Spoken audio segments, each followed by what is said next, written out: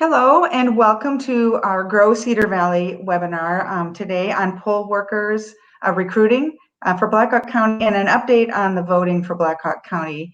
Today we have with us our County Auditor Grant Veeder and our Elections Manager Karen Showalter to share some updates and answer any questions, and then we'll provide contact information when we're done if questions arise after the webinar that you may want to reach out and get some clarification. So thank you both for joining us. I know your world has to be exceptionally busy right now, so the fact that you're willing to take a half hour out of your time to help us with some clarifications and answer some questions, I know will be valuable for our viewers. So first of all, I'll just go and ask each of you, I'm sure there are some either perceptions or misconceptions about what's going on that you'd like to clarify, maybe not, but just give us a general overview of some things that people who, as they approach the next few weeks of voting being open, what needs to be considered. So Grant, let's start with you. Okay, this has been a really unique year for a lot of things, but this election is very unique, largely because of the number of people who are voting absentee before the election. And so there has been a lot of controversy and misconceptions out there about voting absentee. So we do want people to understand that, first of all, if you received an absentee ballot request form in the mail in Blackhawk County, you probably received several. They're all good. Any one of them is as good as the other. Pick one, send it to us. We will send you a ballot. The questions about the post office being able to deliver things on time, we've addressed those with the local post office and with the Postal Service at the state level. They've assured us that election mail and ballots have their highest priority. And we have seen so far with elections, with absentee balloting starting this week, that the mail has been going through just as we expected it to. So we believe that the Postal Service is trustworthy and it's going to be on time, but we still strongly encourage people to get their ballots back as quickly as possible. They have options with that. If they want to put it in the mail, they can, or they can bring the ballot directly to the courthouse. You can either bring it to our office on the second floor, or you can put it in the drop box outside the entrance to the courthouse, which is a very secure box bolted to the concrete from inside the box with a security camera on it 24 hours a day. Karen's been going out and emptying it multiple times a day, and we've already gotten thousands of ballots returned that way. Anything you want to add, Karen? The other thing I would like to add, there's some misinformation out there, or maybe we just need to do a little bit more education, that any voting happening before Election Day is all absentee voting, whether by mail or in person. I think some folks think when they come to vote in person that ballots are being counted that day, but that's not the case. If you vote by mail or in person before Election Day or at a satellite, that's all absentee voting. We will be able to start opening those absentee ballots on Saturday, October 31st, and they'll be able to start running through our machine Monday, November 2nd.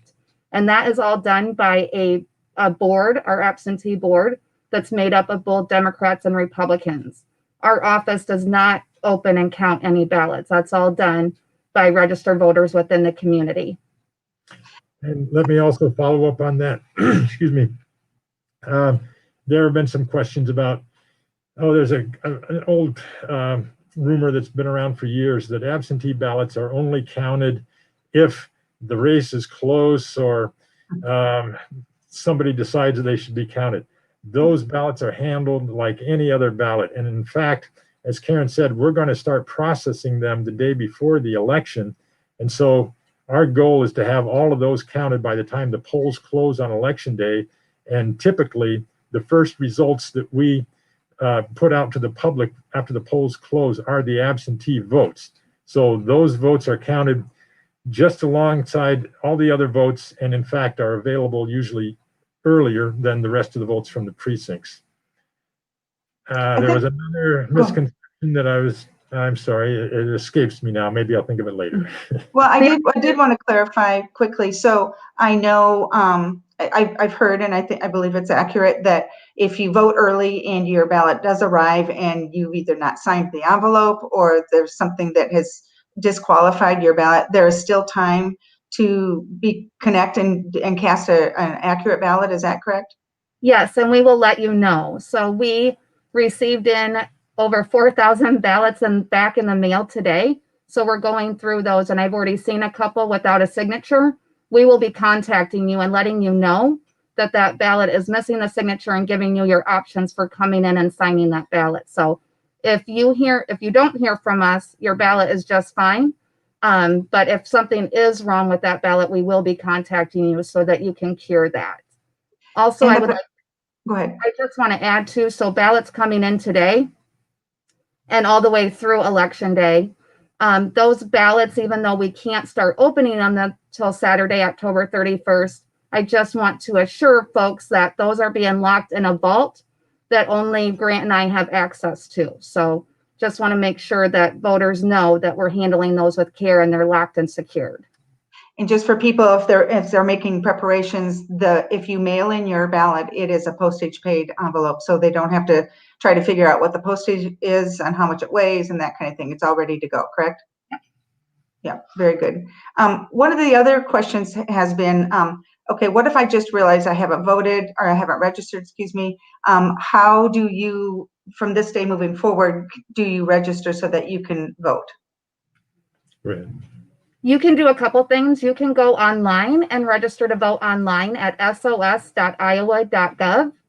We have folks that are coming to our counter to vote in person. You can do both at the same time. Okay. So if you're not registered to vote or you have a change of address, if you're coming to vote in person, we can take care of all of that in a one-stop shop for you and be able to vote the same day. The pre-registration deadline to get registered to vote is October 24th. What that means is if you get registered before that date, I don't need to see a proof of residency document, but if you register after that, I would need to see that. How about, we're a college town. We have university students and Hawkeye Community College has students that live here that may not reside here year round. How are they able to participate? So they can do the same thing. They can go online to get registered to vote. If I forgot to mention too, if somebody does not want to get out, we can also mail them a registration form that they can fill out at home and send back. But it would be the same process. So right now we have satellite voting going on at the Unidome, which is going really, really well. That's where a lot of college students are showing up to vote. So they can do the same thing in person. We can get them registered and they can get voted there. And again, they won't need to have any sort of residency document before October 24th. Okay. But for all early voting, we still need to see your ID when you're coming to vote in person. So make sure you do have that ID with you. Also, our topic of our webinar today is recruiting poll workers. And I've figured out that poll watchers and poll workers are different. You want to describe the difference between them, Karen? Sure. So poll watchers are the folks that are recruited by the individual parties to come and observe what's going on at the polls. Poll workers are hired through the county, who are nonpartisan workers on election day, and they're just working the process to get you registered to vote, to get you a ballot, and to help you cast your ballot. We are sitting really well with poll workers. It has been, if I'm going to find some silver linings this year amidst COVID, I just want to thank the community for stepping up to this challenge. We had over 300 new applications of precinct workers since June. So wow. Thank you. We sent a survey out in June to our current poll workers and just to see who was going to be willing to work. Our current poll workers are typically 65 to 75 years of age. So I was nervous about how many would be available to work or want to work, which I totally understand. And so when we got that survey back, we were only about half of workers were willing to work for the general election. So the response in the community has been amazing. So thank you so much. So we're going to have a lot of new workers out there, which is great. But that also takes a lot of training for first-time people. But we will be doing that. We're already starting that process. Very good. Very good. Well, good. And congratulations to the Cedar Valley for, like you said, stepping up, because that really is helpful. It helps you probably sleep at night knowing that you're going to have enough people working those polls. So very And good. a lot of younger people getting involved in the process. So I'm just so excited. Awesome. Very cool. So you did comment a little bit about in receiving the absentee ballots and results and that kind of thing. Any other comments about the uniqueness of this election that will translate into results and how results are reported? You know, we have the precinct places, the polling places that we've determined for the election.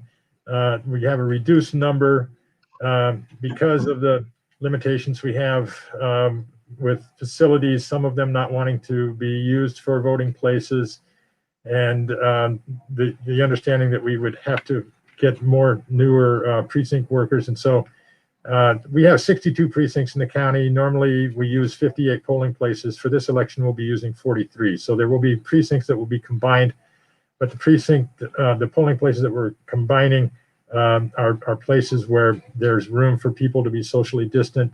And as we did in the primary, when we had a lot fewer polling places open, we will have masks available at the door. All the precinct workers will be using the sanitizers. The hand sanitizer will be available. They'll be cleaning the surfaces. There's plexiglass screens between the voters and the precinct workers at the tables. There will be a precinct worker that will open the door so people won't have to touch the door to enter. So we're taking all the precautions that everybody needs to take during the pandemic.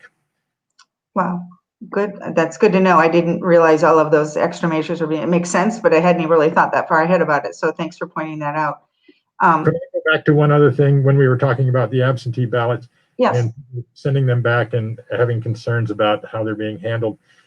Everybody that requests an absentee ballot can go to the Secretary of State's website, which is, well, you can Google it and find it. Google it. Yeah.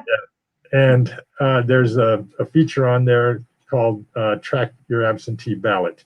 And that will show you when we received your ballot, when we sent it to you, and then when we receive it back from you. And if you look at that and you don't see that something has happened that you think should have happened, you can contact our office and find out what's going on.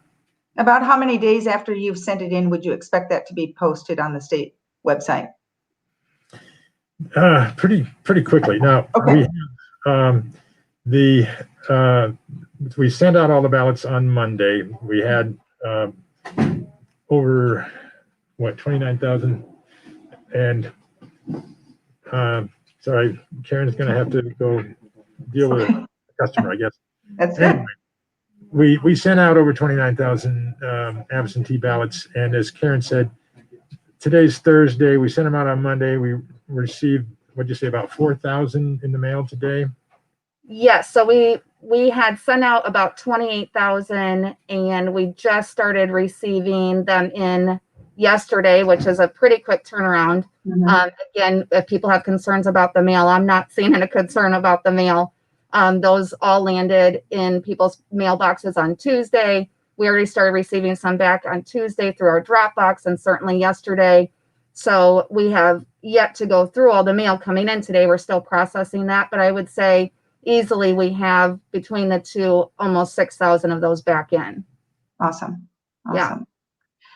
Well, certainly you've done everything and beyond to make sure that people realize how important it is to vote. So we want to echo that from Grow Cedar Valley. Regardless of who you support, the most important thing is that you vote and take advantage of these measures that have been taken so that you can vote comfortably and safely. I want to thank you, Grant and Karen, for spending time with us. Is there anything that we didn't cover that you want the audience to understand moving forward? The next few weeks are going to go by faster than we know. I would just like to re-emphasize a couple of things. As far as voter registration goes, if you get that done, if you're a new registrant or you're changing your address, do that by October 24th. That means you will be on the list when you go to the polls, and you will only have to show your photo ID. Another thing, once again, we don't know. We are very confident of the delivery by the Postal Service. But we can't predict what's going to happen in the last days before the election. And so we just strongly encourage everybody that's voting absentee to get their ballot back to us as quickly as they can. Absolutely. Very good. And then one additional shout out as far as if people have, after thinking about this, after hearing our conversation, they have questions, who and how did they get those questions answered?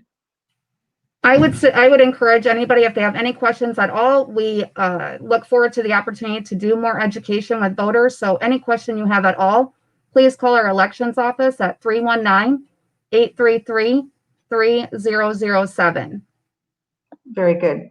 Well, again, thank you both. I know that you'll be hearing from many people in the next few weeks, but we really appreciate all the extra effort that you're going to, again, to make sure that people vote, know how important it is to vote and vote safely. So thanks for joining us today, and we'll look forward maybe to a wrap up after the election, and we can talk about how this all went. That'd be fun. Well, and thank you, Carrie, very much for giving us this opportunity to get the word out. Absolutely. It is very important, and we know that. So thanks so much. All right. Yeah. Take care. And thank you for joining us, those of you in the audience. And if this is being recorded, if anybody needs to share this information with other coworkers or folks that they know, we're happy to provide that. So thanks again. Bye-bye. Bye. Bye.